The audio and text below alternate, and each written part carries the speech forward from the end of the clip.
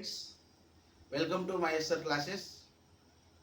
So మనందరికీ తెలుసు, ఇటీవల సెంట్రల్ గవర్నమెంట్ జాబ్స్కి సంబంధించి అటు ఎస్ఎస్సి కానీ, దాంట్లో సిజిఎల్ కానీ, సిహెచ్ఎస్ఎల్ కానీ, జేఈ కానీ, లేకపోతే ఆర్ఆర్బికి సంబంధించి కానీ, ఎన్టీపీసీకి సంబంధించి టెక్నికల్ నాన్ టెక్నికల్లో ప్రతి సెంట్రల్ గవర్నమెంట్ జాబ్స్లో జనరల్ స్టడీస్ విభాగం అనేది ఖచ్చితంగా ఉంటుంది.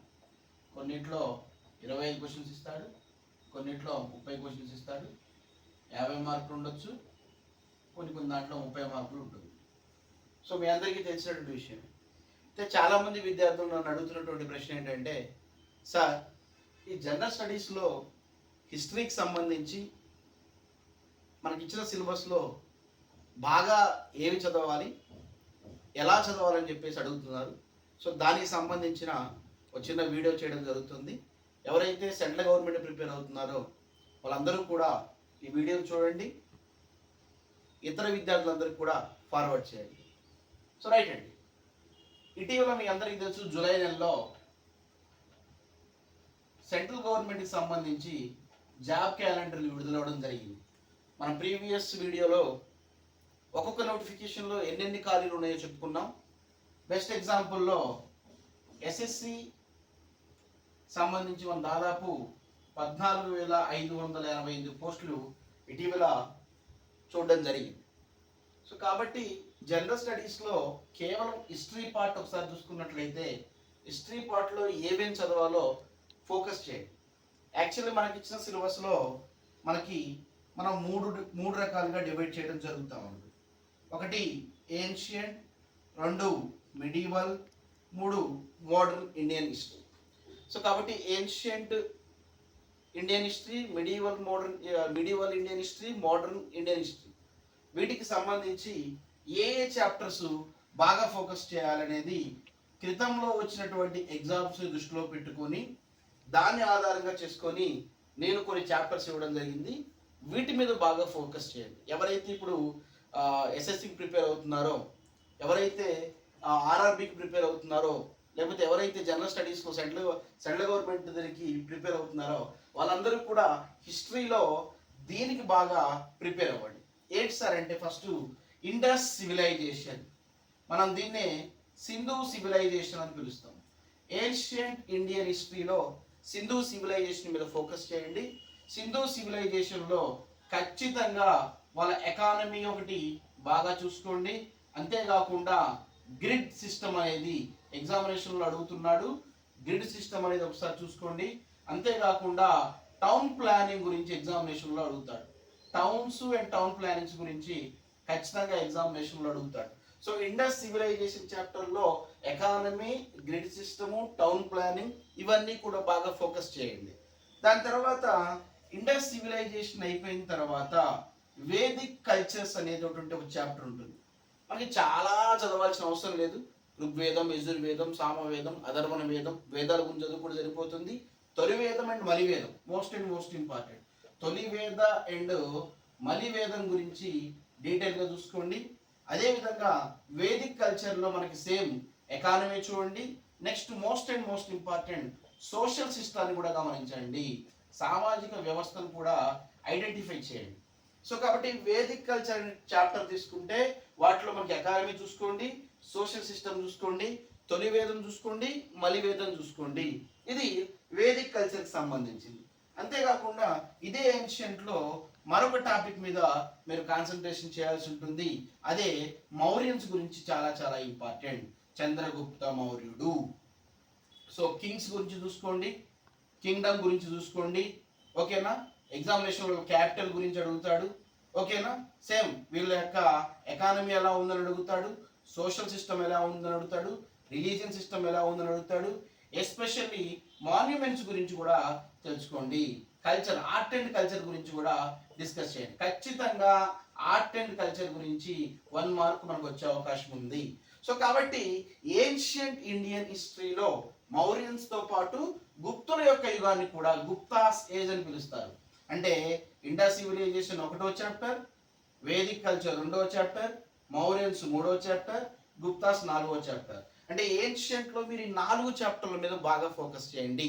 ఖచ్చితంగా మనకి మార్క్ ఎక్కడికి పోదు. మీరు ఏన్షియంట్ కంప్లీట్ చేసిన తర్వాత next goes to medieval Indian history, మధ్యయుగ భారతదేశ చరిత్ర అంటారు.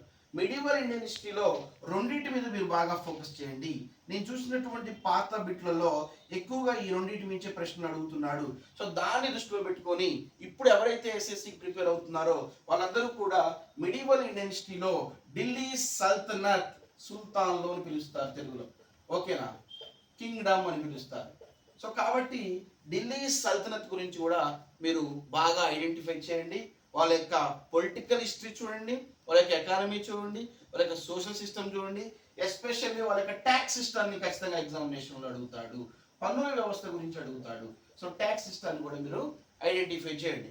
ఇదే మిడివల్ ఇండియన్ హిస్టరీలో మనకి మొఘల్స్ గురించి చాలా చాలా ఎగ్జామినేషన్లో అడుగుతున్నాడు. నేనేం చెప్తున్నానంటే మొఘల్స్ యొక్క మాన్యుమెంట్స్తో పాటు, మొఘల్స్ యొక్క ఆర్ట్ అండ్ కల్చర్తో పాటు మొఘల్స్లో ఎక్కువగా మీరు ఎవరికి ప్రయారిటీ ఇస్తారంటే బాబర్కి ఇంపార్టెన్స్ ఇవ్వండి, అక్బర్కి ఇవ్వండి, ఔరంగజేబ్ గురించి ఇవ్వండి. ఖచ్చితంగా వీటిలోంచి వీళ్ళ ముగ్గురు నుంచి ఖచ్చితంగా ఒక మార్క్ వచ్చే అవకాశం ఉంది.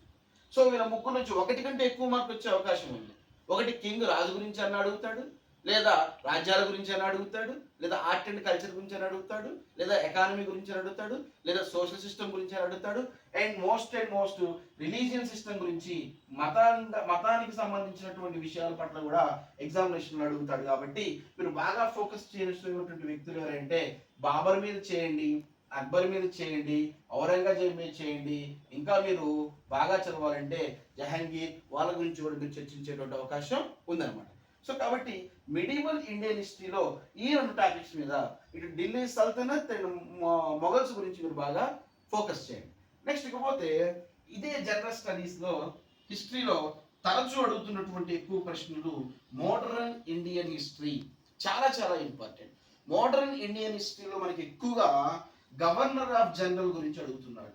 మనం ఫస్ట్ గవర్నర్ జనరల్ నుంచి మొదలు పెడితే చిట్ట చివరి గవర్నర్ జనరల్ మౌంట్ బాటెన్ వరకు కూడా దీంట్లో చూసుకునే ప్రయత్నం చేయండి, ఖచ్చితంగా ఒక మార్క్ వస్తుంది. అంతేకాకుండా ఎక్కడికి పోయినా ఖచ్చితంగా ఎగ్జామినేషన్ అడుగుతున్నాడు. రివోల్ట్ ఆఫ్ 1857, దీన్ని 1857 సిపాయిల తిరుగుబాటు అంటారు. సిపాయిల తిరుగుబాటు యొక్క రీజన్స్ కూడా ఐడెంటిఫై చేయాలి, ఆబ్జెక్టివ్స్ కూడా తెలుసుకోవాలి, కారణాలు ఏంటో తెలుసుకోవాలి. సో కాబట్టి రివోల్ట్స్ ఆఫ్ 1857 ఆల్సో కూడా ఇంపార్టెంట్ అన్నమాట. Then go to INC sessions అని పిలుస్తారు. ఇది చాలా చాలా ఇంపార్టెంట్. ఒకసారి ఎగ్జామినేషన్లో ఇండియన్ నేషనల్ కాంగ్రెస్ యొక్క సెషన్స్ ఏ నెలలో ప్రారంభం అవుతుందని అడిగాడు, డిసెంబర్. సో ఇక్కడ చాలా డీప్గా అడగాలంటే అలా అడుగుతాడు. లేదా ఇండియన్ నేషనల్ కాంగ్రెస్ యొక్క సెషన్స్ మొత్తం సమావేశాల ఆర్డర్ గుర్తుపెట్టుకోండి, ఆ సెషన్స్ గురించి ఖచ్చితంగా వారికి 1 మార్క్ వచ్చే అవకాశం ఉంది. అంతేకాకుండా మనకి మోడర్న్ ఇండియన్ హిస్టరీలో ఫ్రీడమ్ ఫైటర్స్ గురించి కూడా అడుగుతాడు. ఎవరి గురించి? గాంధీ గురించి అడుగుతాడు, భగత్ సింగ్ గురించి అడుగుతాడు, ఓకేనా, నెహ్రూ గురించి అడుగుతాడు, ఓకే. సో చాలా మంది యొక్క ఫ్రీడమ్ ఫైటర్స్ ఉన్నారు కాబట్టి వాళ్ళందరి గురించి కూడా మనకి నేతాజీ సుభాష్ చంద్రబోస్ గురించి ఖచ్చితంగా ఎగ్జామినేషన్ అడుగుతాడు. సో ఫ్రీడమ్ ఫైటర్స్ అందరూ ఎవరెవరు ఉన్నారో వాళ్ళ కాలానుక్రమం మొత్తం కూడా ఒక పట్టిక ప్రకారం రాసుకోండి. దాంట్లో కీ పాయింట్స్ మాత్రమే, మెయిన్ పాయింట్స్ మాత్రమే నోట్ చేసుకోండి. ఇది SSC, CGL, CHSL, JP, JEE ఇవన్నీ ఉన్నాయి కాబట్టి చాలా డీప్గా అడగాల్సిన అవసరం లేదు. జస్ట్ మీరు టార్గెట్ని పెట్టుకొని డైరెక్ట్గా నోట్ ఒకటి షార్ట్ నోట్స్ ప్రిపేర్ చేసుకుంటే సరిపోతుంది. నెక్స్ట్ ఇకపోతే మోడర్న్ ఇండియన్ హిస్టరీలో మూమెంట్స్ గురించి, ఉద్యమాల గురించి మీరు తెలుసుకునే ప్రయత్నం చేయండి, ఓకేనా.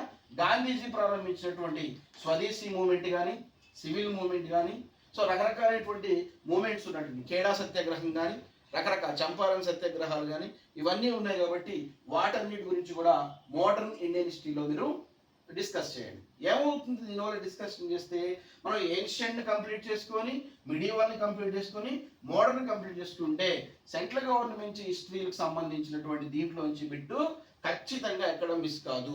మీరు ఎక్కువగా చూసుకోవాల్సింది ఎప్పుడైనా సరే ఆర్ట్ అండ్ కల్చర్ చూసుకోండి. మీరు చదివేటప్పుడు మాన్యుమెంట్స్ గురించి చూసుకోండి, స్క్రిప్ట్స్ గురించి చూసుకోండి, ఎకానమీ గురించి చూసుకోండి, సోషల్ సిస్టమ్ గురించి చూసుకోండి, రిలీజియన్స్ చూసుకోండి, రీజన్స్, ఆబ్జెక్టివ్స్ కూడా చూసుకునే ప్రయత్నం చేయండి. దీనివల్ల ఏమవుతుందంటే ఖచ్చితంగా వీటన్నిటిని కూడా మీరు క్లాస్ విని షార్ట్ నోట్స్ రాసుకునే ప్రయత్నం చేస్తే ఖచ్చితంగా హిస్టరీలోంచి మనకి బై వచ్చేటువంటి అవకాశం ఉంది. సో కాబట్టి జనరల్ స్టడీస్కి ఎవరైతే ప్రిపేర్ అవుతున్నారో దేన్ని తక్కువ అంచనేయద్దు. దాదాపు 14,000 చిల్లర పోస్టులు పడ్డాయి కాబట్టి ఆ పోస్టుల్లో మనకు ఉద్యోగం రావాలంటే ఖచ్చితంగా ప్రతిదీ కూడా మనకి ఇంపార్టెంటే. అథమెటిక్ రీజనింగ్ ఎట్లా ఇంపార్టెంటో, పాలిటీ, జాగ్రఫీ, ఎకానమీ ఇవన్నీ ఎట్లా ఇంపార్టెంటో, హిస్టరీ నా పార్ట్కి సంబంధించి ఇండియన్ హిస్టరీలో ఏమేం చదవాలి, ఎలా చదవాలనే ప్రయత్నం చేస్తే ఖచ్చితంగా మీరు సక్సెస్ అవుతారు. ఓకేనా? సో అందరికీ ఆల్ ది బెస్ట్. ఈ చాప్టర్ని బాగా ఫోకస్ చేయండి. ఓకేనా? రానున్న రోజుల్లో నేను ఒక్కో చాప్టర్లో ఎలా చదవాలి, ఎంత చదవాలి అనేది కూడా మన యూట్యూబ్ ఛానల్లో పెడతాం. ఎవరైతే మీ ఫ్రెండ్స్ ప్రిపేర్ అవుతున్నారో వాళ్ళందరూ కూడా మన క్లాస్ని రిఫర్ చేయండి, సబ్స్క్రైబ్ చేసుకోమని చెప్పండి. ఓకేనా? All the best. Thank you.